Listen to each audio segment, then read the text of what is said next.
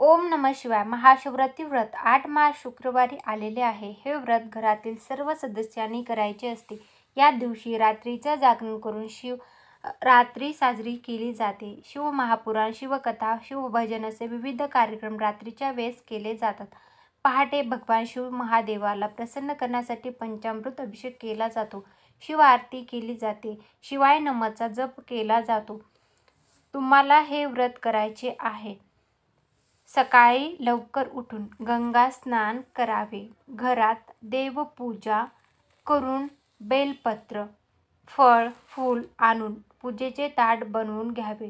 घरात फराळाची सर्व पदार्थ बनवून घ्यावे. तेच आपल्याला शिवजीला नैवेद्य भोगमध्ये दाखवायची आहेत. सकाळी जप करून शिव आरती करावी. भस्म, धूप, दीप लावून नैवेद्य दाखवावा. घरातील थोरांचा आशीर्वाद घ्यावा. जवळच असेल तर मंदिरात जाऊन दर्शनाला जाऊन यावे. तर अशा प्रकारे महाशिवरात्री तुम्हाला साजरी करायची आहे. महाशिवरात्रीच्या तुम्हा सर्वांना खूप खूप शुभेच्छा. धन्यवाद.